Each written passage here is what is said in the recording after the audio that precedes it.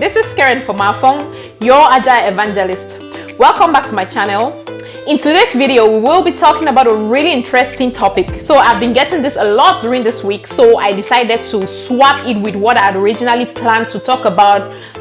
So for those who were expecting something else this week, I truly apologize, but I have just put that back in the backlog. Please look out for it in the near future. So I decided to talk about this because I thought it was high priority based on the request of my followers. So I truly apologize if you were expecting something else. So what we will be talking about today is what you should focus on when joining a Scrum team as their new Scrum Master.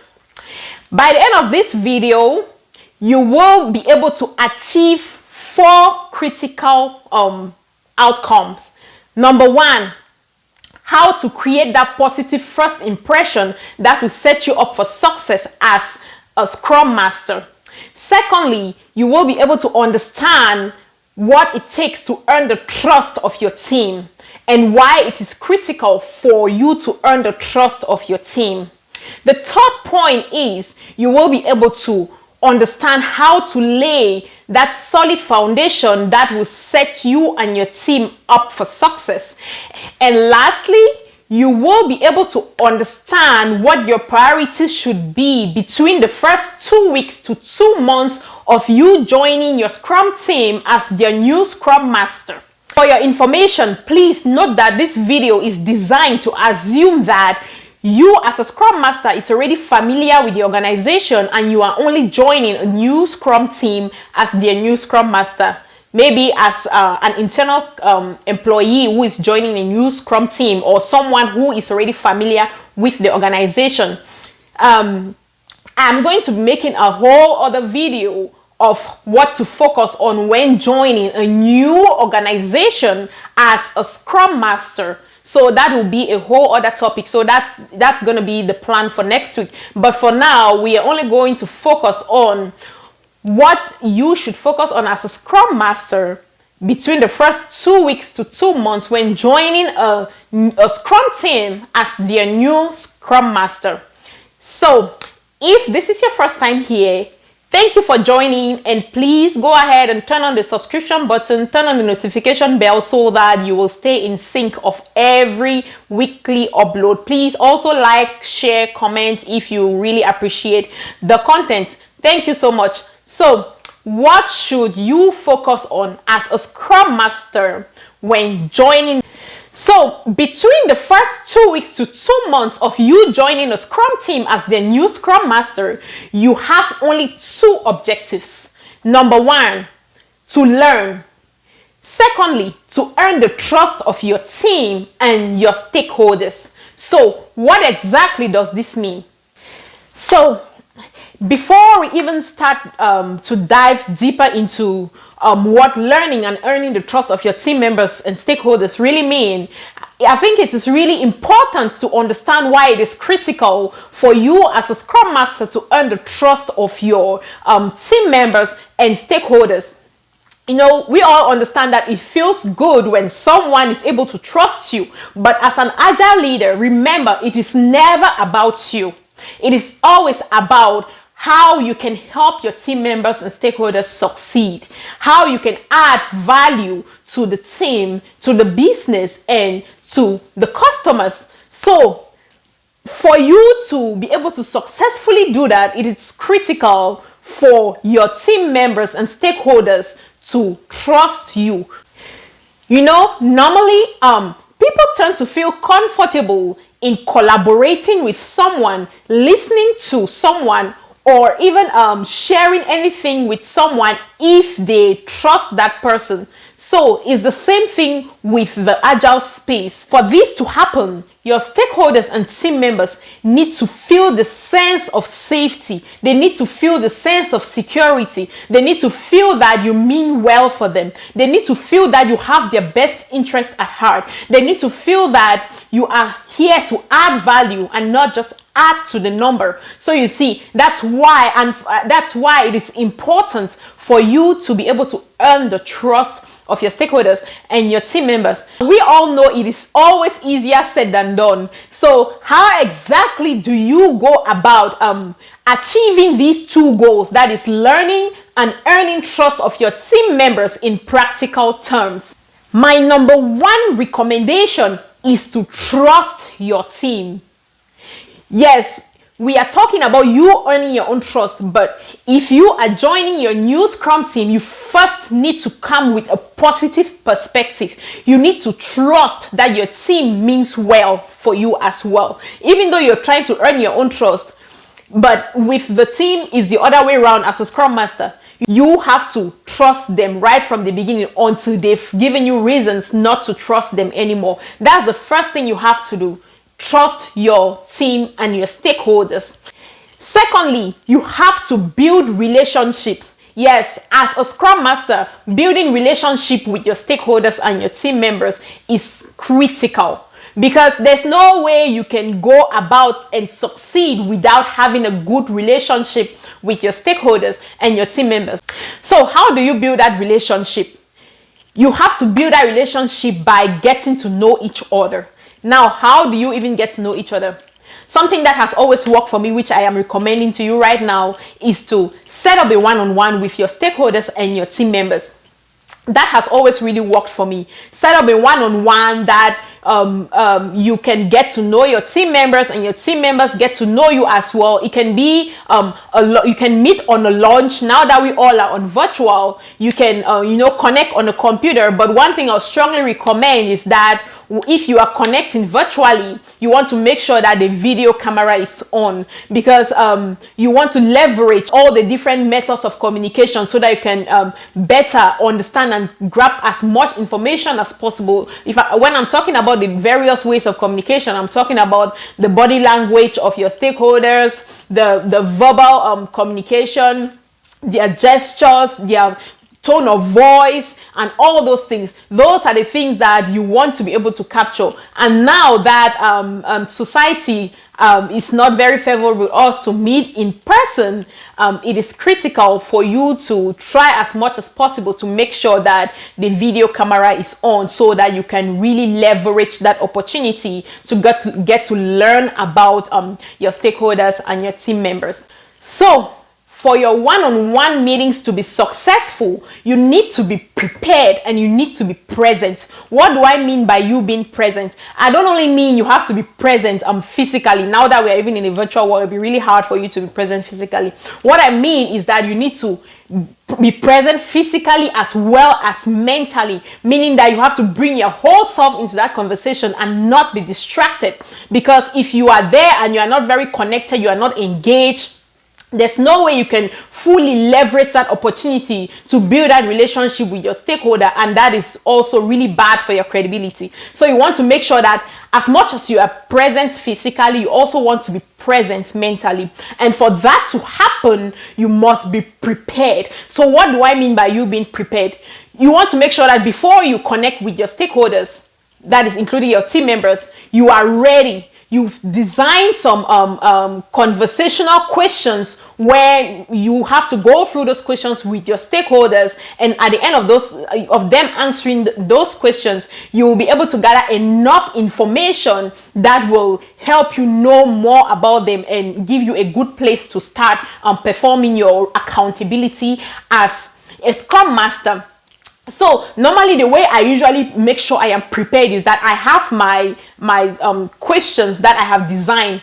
I have 3 categories of questions that I have designed. So that's a whole other video. I'm going to make another video that will clearly suggest my kind of questions that I would ask my stakeholders. So these various questions, conversational questions that I have designed, are divided into 3 different categories. So I have questions that I have designed for someone like the product owner or anyone who has a good or solid knowledge about the product that we will be working on. Secondly, I have a category of questions designed for my team members, that is the core team members, and I have another set of questions designed for extended stakeholders. So by the end of us going through these conversational questions, at the end of it, I am guaranteed to have enough information that will help me better know my stakeholders and know how to come in and help them.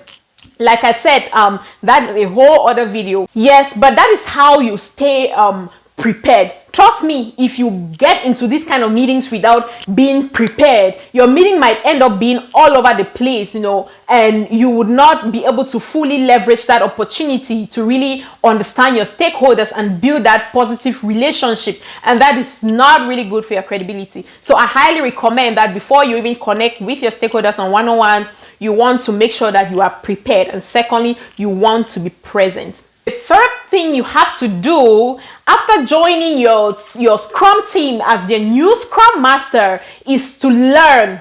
But what exactly should you focus your learning on between these first 2 weeks to 2 months of you joining your new Scrum team? The first thing you should focus your learning on is on the product. You want to learn about the product that you will be developing. Secondly, you want to learn about your core team members and your stakeholders. Thirdly, you want to learn about the current process, whether they are using the Scrum process or the waterfall process or whatever process they are using. You want to learn about the process. So let us start with the product. To successfully help your team add value, it is critical for you to have a good understanding on the product. A great way to gain this learning or this knowledge about the product is to identify someone who has a solid understanding or solid knowledge about the product that they're working on, such as the product owner or the tech lead, and connect with them, ask them to do a walkthrough about that product with you. That should be the first thing. And then secondly, you want to ask them to clearly educate you about the product vision. Also, ask them to educate you about the success criteria and about the feedback loop. That is how they understand whether the customer is satisfied with the outcome of the product or not.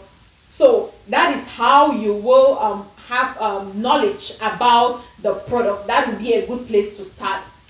Just as a quick reminder, if this is your first time here, please go ahead and turn on the subscription button and the notification bell so that you will stay on top of our weekly upload. Please also go ahead, like, share, and drop your comments if you appreciate this content. Thank you so much.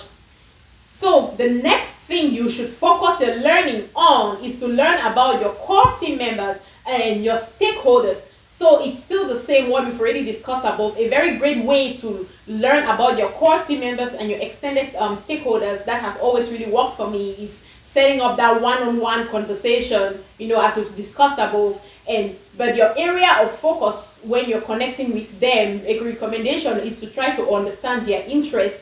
You want to understand their strength. You want to understand their weaknesses. You want to also try to understand their immediate pain points. You also want to try to understand what their expectation of you is for you all to succeed in adding value to the customers and to the business. And then the other part of learning is you want to also learn about the current process of the team. Be it the Scrum process, the waterfall process, or whatever process they are currently practicing, you want to have a clear understanding on the process they are currently using. You want to understand why they are currently using that process. You want to understand how it is working for them. You want to understand the common challenges they've been facing with the process. You want to understand the positive side about the current process. But the point is that you need to acknowledge that there is an existing process they are working on. You don't want to just show up as some kind of saving grace, trying to debunk everything they've been doing and try to start implementing changes immediately. Trust me, if you come out like that, like a subject matter expert trying to impose things on them, it's not going to work for you. You will face a lot of resistance if you come in and just try to start changing things. Let's say the current process is not the best or is not really in alignment with Scrum recommended processes. Yes, you want to make sure that you're first of all acknowledging their achievements so far. You want to acknowledge that they've been doing something good, they've been adding, because normally before you join the organization, clearly if they've been working there, then that means they've been adding some kind of value. So So it is highly recommended that you acknowledge their present process, you acknowledge their present situation, and then that's the only way that you can now understand how to come in and help them with your suggestions and things like that. Remember, being an agile leader is all about servant leadership. It's not about imposing. You don't impose anything on anybody. Yes, so that is how you want to learn about that is what you should be learning about regarding their process.